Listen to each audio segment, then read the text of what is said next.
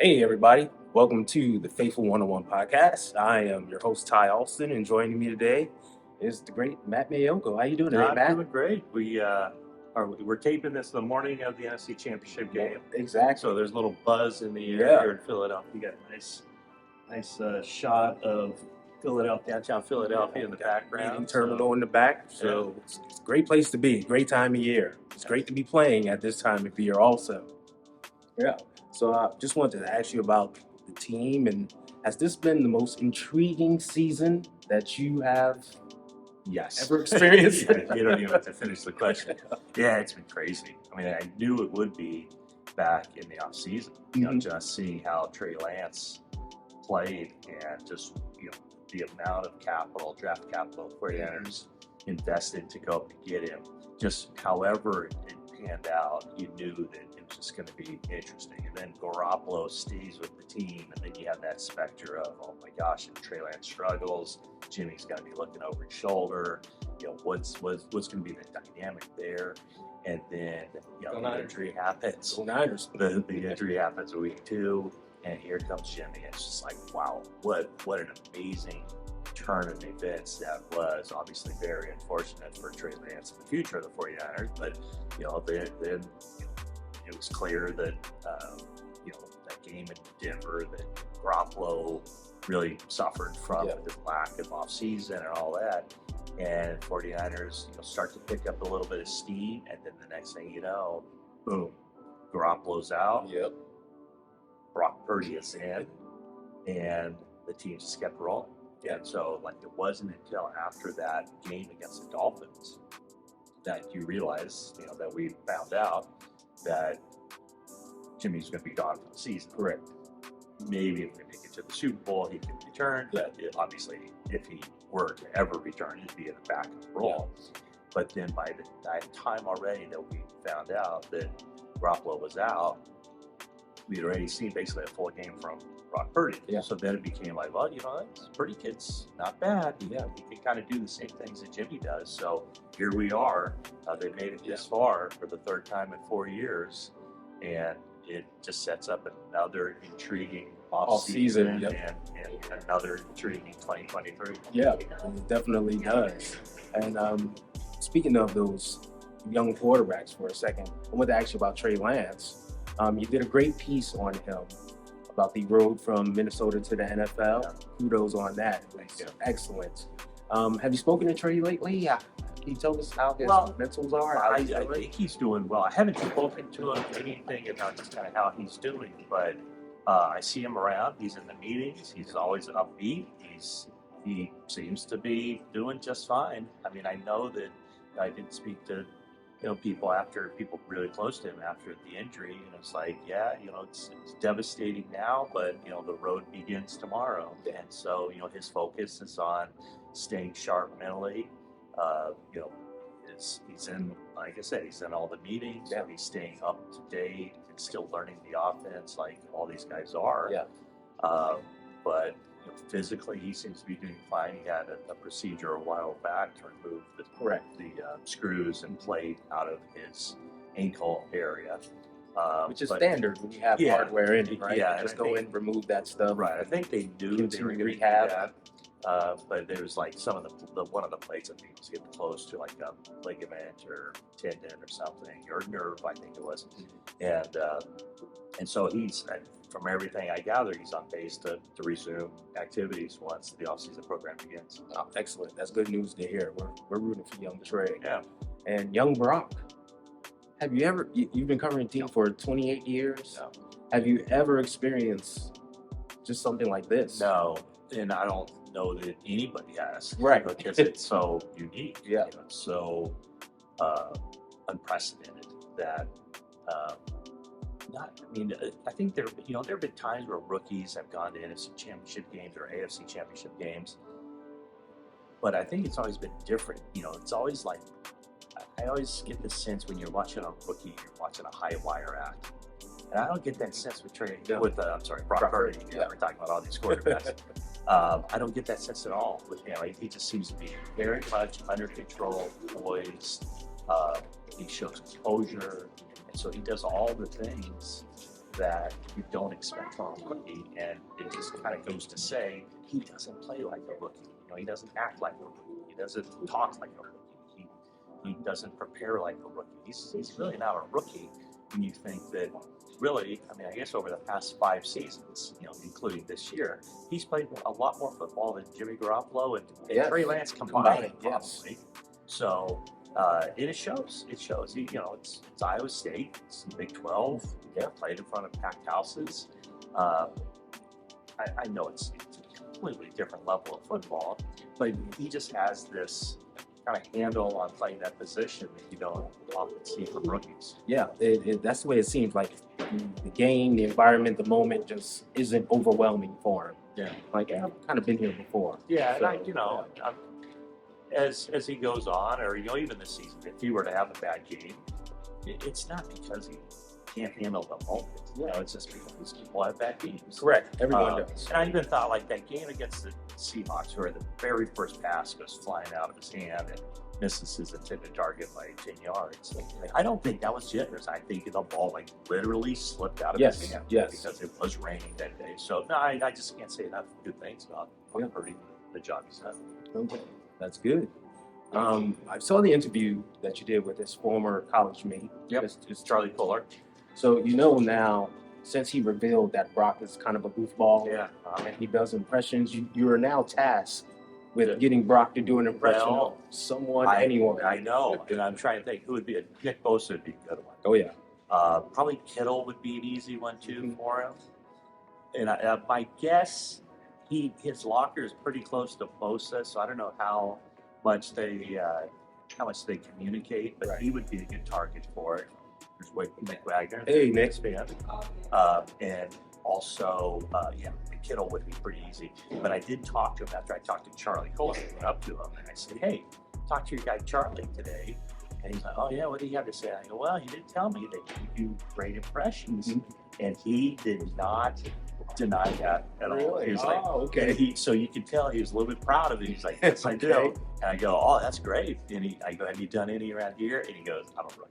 I got to wait for the right opportunity. So my guess is that probably next year, like in training camp, he will start to kind of show that side of him. Yeah, and I think Shanahan, he could probably be Shanahan. I would love to see that. Good one. Let's see, who else could he? Those 3, I think, come to mind as far as I think Bosa would be pretty easy. And then Kittle, I think. His energy. And maybe even McCaffrey. You know, McCaffrey is such a almost not quite the monotone of Nick Bosa, but he's there. I know he has some personality. We just haven't seen it yet. But maybe that would be somebody that Brock Purdy could kind of sink his teeth into. Yeah, we can't wait to see that. I know, I'm dying. So we don't know much about his personality. Right. At this point, he's a very serious kid. He takes his job very seriously and is very, says all the right things. So he really hasn't revealed too much of his personality. Yeah, I agree. Hey, speaking of Brock, what's the worst Brock Purdy pun you've heard thus far? Well, it might be Rocky Balboa. that might be. Yeah, it's a bit of a stretch on that one, isn't it? That might be the worst. Yeah. In fact, I don't know who all came up with it, but I can tell you right after the game on our podcast, 49ers Talk, Carlos Ramirez pulled that one out. That was kind of a groaner. But and since then I've seen it also kind of be pushed out there. So I don't know if he started it or other people came up with it independently. But I'll give my. I got to give a shout out to my guys at 49 Faithful UK. Love you guys. They actually said it first on their podcast before Carlos did. Well, that's what I heard. Well, I can guarantee you, we take that podcast like pretty much an hour after the game. So I know Carlos did not hear it from anybody else. So. So I guess it sounds like it's in the air. They came up with it. Exactly. With it independently. Exactly. So when we last spoke, it was after the Chargers game, and you came up with wonderful analysis of that the 49ers offense was more potential than hope at the time. Fast forward 10 weeks later for me, and what would you say about the offense now? I mean, it's certainly, the Dallas game notwithstanding, I think we saw it. we saw it. They came up, and I think I've also been saying, or I was saying at that point in the season, that the offense has to catch up to the defense. Yes. At some point, there's too much talent on the 49ers offense to be scoring 22 points a game. Yes. And I mean, the turn of events that would happen for that to occur, maybe it would have happened without or with Jimmy Garoppolo, but we do know that it was without Jimmy Garoppolo. Yes. So whatever the case may be, whatever the circumstances, why this happened, why it didn't happen.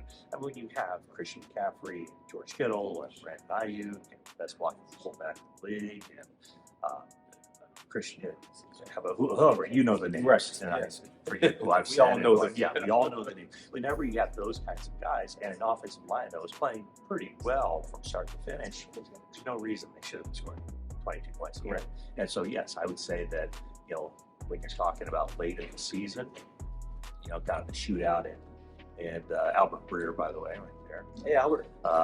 When you talk about, people who are, the players they had, the amount of points they had to score in the Vegas game. Yeah, I mean, definitely the offense caught up to the defense. Yeah. Where it goes from here, we'll see. We'll see. We'll see. But the future's looking bright for it. No, I would say that. so, because I think all those guys, Ayuk is someone who, they can sign to a long-term contract after this season. Can they, will they? I don't know. But, Kittle, McCaffrey, Samuel, Trent Williams, the 4 of the 5 offensive linemen should be around next year. And so there's no reason why this offense can't continue to grow. Yeah, the core is intact. Yeah, I mean, in the defensive core is mostly intact. It'd be interesting to see what happens with Emmanuel Mosley. Yes. Because I think that as horrible as that injury was, I mean, the best thing that could have happened if the 49ers' only goal was, hey, we want to re-sign Emmanuel Mosley. Obviously, it wasn't their only goal. It wasn't even a goal at that point. But if that was their only goal, his injury helps them do that. Yeah. And so, if they're able to re-sign Mosley, probably on a 1-year proven deal coming off the ACL. But man, he's so good that I think that some team maybe will kind of stick their neck out a little bit. Yeah. But I guess the main point is, they have some auxiliary pieces that they have to take care of for next year. A lot of defensive linemen. They've been really good at finding those guys. But I mean, the nucleus is intact. Yeah, there's no one that you look at free agents who go, oh, that's something they have to franchise. I mean, they're in good shape for a while. The future, yeah. So, Super Bowl. I mean, the one thing they have to do, obviously, is sign Nick Bosa to a long-term deal. I'm sure they'll do it. Yes, definitely. I think that's a done deal already in their minds. In fact, I see Dr. York down there and trying to get people to some put donations. money in Yeah. Right. Once again, I'm joined by Matt Maiocco, NBC Bay Area Sports. Hey, Matt, you're kind of known as the guy who can podcast from anywhere. Okay, yeah. I've seen you in various places throughout the 49ers facility. Yeah. I think after the Chargers game, were you in the outside the building? Let's see. The Chargers game. What do you think about that? Yeah, probably. I might have been out by the statues. Okay. Yeah. I'm trying to think. Yeah, probably the craziest place I've podcasted. That was my next question. Oh. Where's the craziest place that you've it- done? It would have been from? okay. Gosh, what? It would have been the day that Deebo Samuel signed his contract. I had my daughters at a San Francisco Giants game, and went to the game, and the news broke, and I had to download something on my phone because I had to call Jennifer. Jennifer was in New York City. She was in a taxi cab or Uber or whatever. And what was the I had to download an app called Call Recorder. Okay. And so I'm pacing a lot of times when I'm on the phone, I'm just like pacing back and forth, talking on the phone, pacing. And here I was on the club level at a Giants game, walking outside, like trying to pace and find 5 pockets of place. I remember somebody coming up to me while I'm on the phone doing this podcast with Jennifer saying, hey, is it true? Did they re-sign Debo? And I'm like, what? And I'm like trying to do the Heisman on this person. I thought I was the rudest person ever. But that probably would be the craziest. I've done it from the car, but yeah, doing it in front of whatever 35,000 people or among the 35,000 people in the building, Right. while the game is going on, and my kids are like texting me, "Where are you? Yeah. Go home? Like what's happening? Like go to the concession stand, Right. whatever you Right. want. It's on me. I'll catch up with you later." Yeah. That's awesome. Speaking of Jennifer, you do 49ers talk, which is amazing. Okay. Yeah. But you've had this laundry list of co-hosts for Jennifer, Yeah. Laura. You've done Mindy- stuff in Mindy Bach. Yeah, with Kiana. Yeah. Yep. Going back to Mindy Bach. I was going to mention her. She's in my notes. Nice. All amazing partners. How'd you get so lucky? Yeah, that's a great question. I have really nothing to do with it, so it's just been very fortunate. Very fortunate. Some really neat people and Yeah, dear amazing. friends Mhm. and people who are good at what they do. So, Yes. yeah, no, I've been lucky. I can't say that they've been lucky to pair me, but I can definitely say that I've been lucky to be paired with With them and have good friendships with all of them. Continue to this day with Mindy and Laura. So yeah, no, it's been. Yeah, excellent. Hey, what, in your opinion, what would be scarier for you to do? Block Nick Bosa or call Jennifer something other than Jennifer? Well, let's see. I know not to call her Jenny. No. That is something you do not do. She, her professional wrestling background, she'd be flying off the turnbuckle. Yeah. And she would get me in a scissors headlock. Yeah. And my little pinhead would be popping off. Yeah. So yeah, it's. I don't want to be anywhere near and upset Nick Bosa. Yeah. Have you seen a bear running? Through the, like those things are fast, like Yes. a grizzly bear running through, and that's kind of Nick Bosa too. Yeah. So yeah, it's probably best to avoid both of you. Exactly. Yeah. See, we're here to educate the fans. Okay, here's a funny story. So I did like a lot of stuff on Nick Bosa and the family even before the 49ers draft. Okay. So I got to know the family, John Bosa, pretty well, and that was a tough thing to write about before the draft, because if you remember all the stuff that was out there. Yes. So I tried to touch on it, but also talk to a lot of people, and all the stuff that people were saying or intimating or suggesting, there was like just zero evidence that there was anything there, and so I played it very fair in how I wrote about it and talked about it. And then during his rookie year, trying to think, was it during the playoffs? It might have had to have been during the playoffs, I guess, because Joey Bosa was on the field at a game. Maybe he had a bye week, but maybe not. And then I saw John Bosa and Joey's mom, and John introduced me to Joey, and he said, "Hey, this is Matt Maiocco." He mentioned something along the lines of he's written some good things about Nick, or he's been good to Nick, or something like that. And Joey looks at me and he goes, "Well, you better." Oh, okay. Yeah. All right. Wow. Okay. Most of the boys are Nice. big. Nice to meet you too, Joey. Yeah. No, From dad on down. I think he was joking, but maybe Yes. not. Yeah. Amongst the 49er faithful, we have a lot of budding, inspiring columnists out there who love the team and will one day aspire to cover the team. As a gentleman who's covered the team for 28 years, do you have any advice for any of I'd them? say don't do it.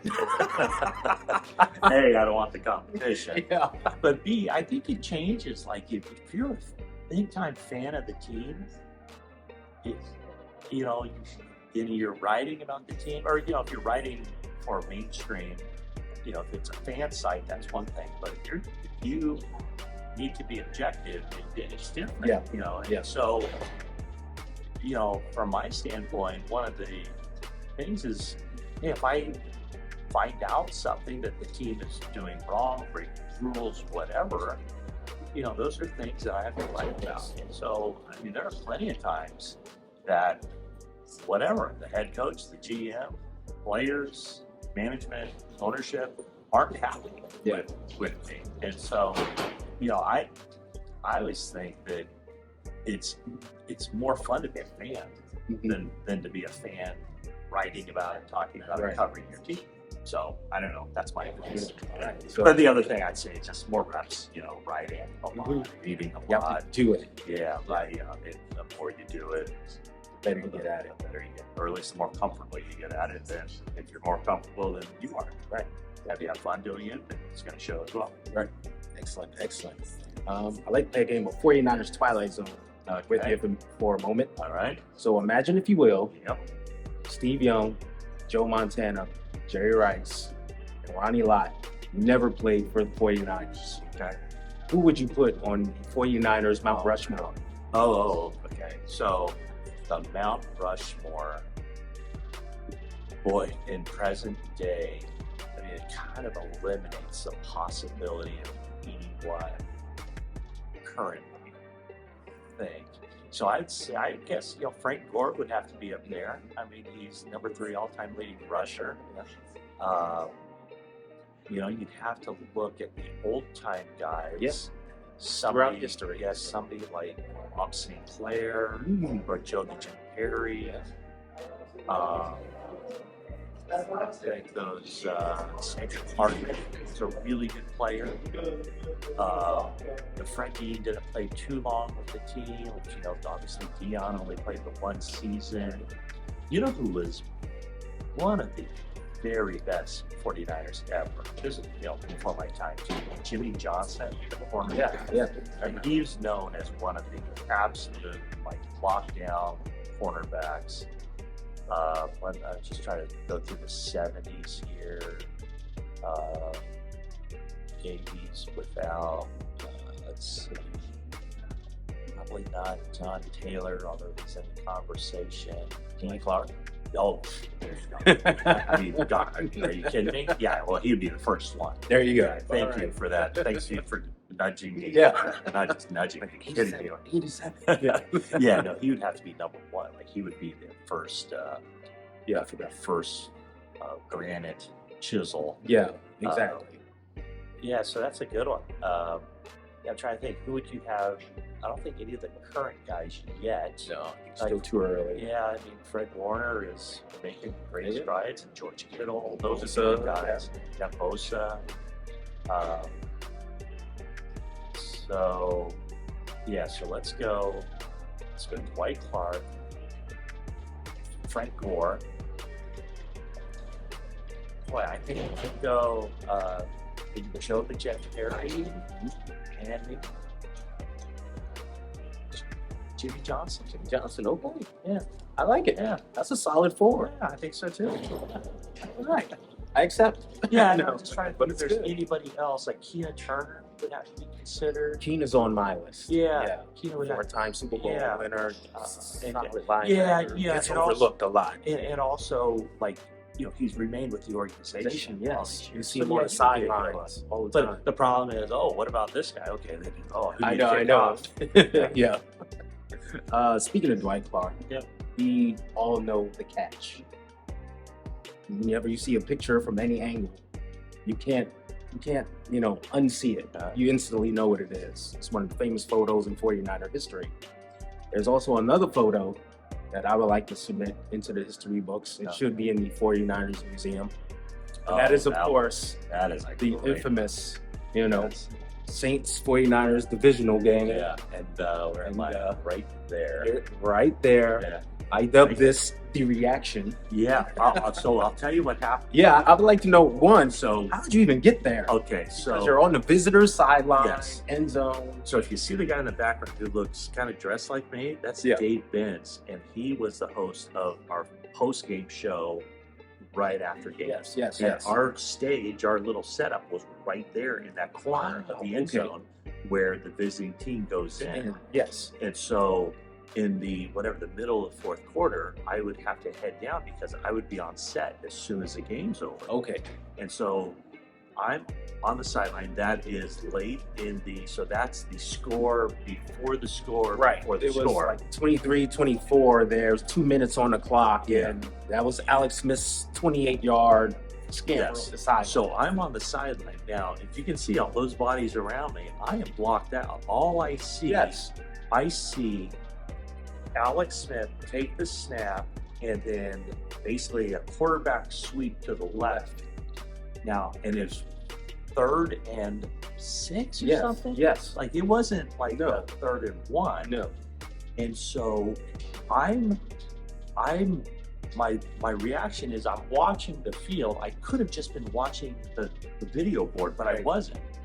I was watching the field because I thought I'd be able to. I'm watching it live, but then he disappears out of my sight around the left sideline, and instead of when he looked up, or whenever I lost sight of him, instead of looking up, I kept looking. Right. And then I hear the crowd go crazy, and in my mind I think, oh, I bet he got the first down. Yes.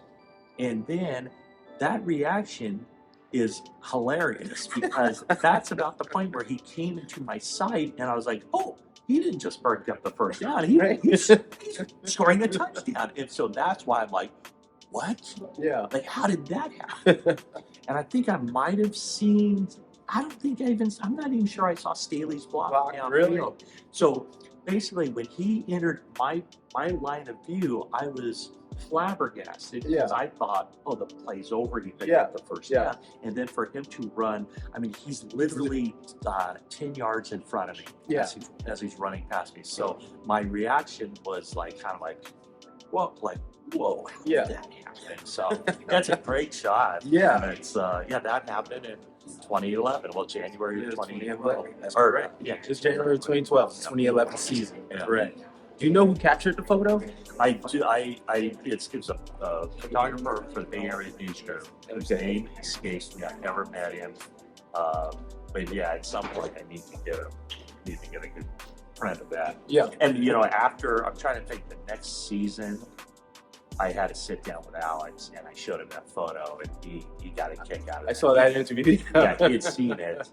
And I remember at some point I was thinking, you know what? At some point I should get that print, have him sign it, and that would go up on that. Yeah. I don't have any memorabilia really at all, but that'd be a fun one to have. Yeah, it's a photo that's so great that I Are actually you kidding? had it made into a shirt. Oh, I had to capture this in fashion. Oh, Living in New York, kidding? I'm ready for New York Fashion Week.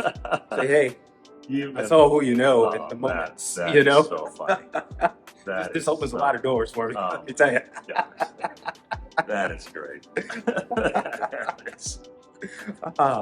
Okay. The main reason why I wanted to meet with you today is because, I'm doing the Faithful 101 podcast. It's about reaching out to the faithful, meeting people, seeing why they love the team, and, just what they do. Who are the people behind the 49ers faithful? And I met with Chris Culler, who's a firefighter in Baltimore City, Maryland. And Chris knew he wanted to be a firefighter since a young age. And it comes from his core values of just wanting to help people. I mean, this is a great guy who just, no matter what the situation, if he can be there for you, he will. A few years ago, Chris had a little health scare, not a little health scare, a big health scare, where he had a heart problem. And he was rushed to the ER and found out he needed quintuple bypass surgery.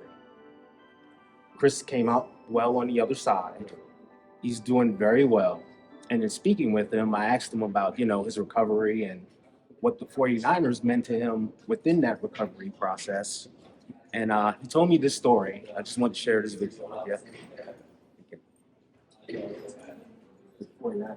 So, everybody knows Matt Maiocco, right? We all, come on now. Yeah, we all know the myth, Matt. the 49er newsman legend. Actually sent me a Facebook message. Put it right on there. Hey, let's get better. A lot of people liked it that I didn't even know. People that I knew liked it. It was just a different philosophy of how people out there do care, and not that just people that your family and your friends, but people that you've never met.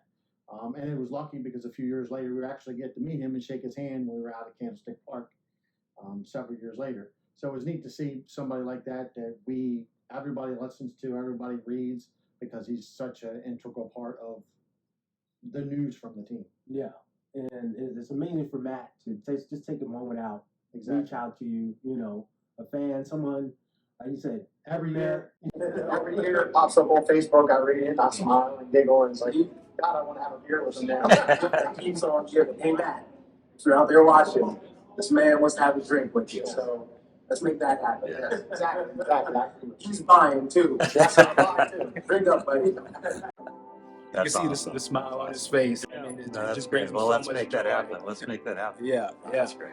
So I just want to say thank you, for all you do on the field, off the field. It's moments like this that, let us know that you're not only a columnist, you're really kind of one of us. That's the way we feel, and a kind word goes a long way. And for everybody out there watching, please take a moment out. You never know what influence you may have on someone, because not all superheroes wear capes.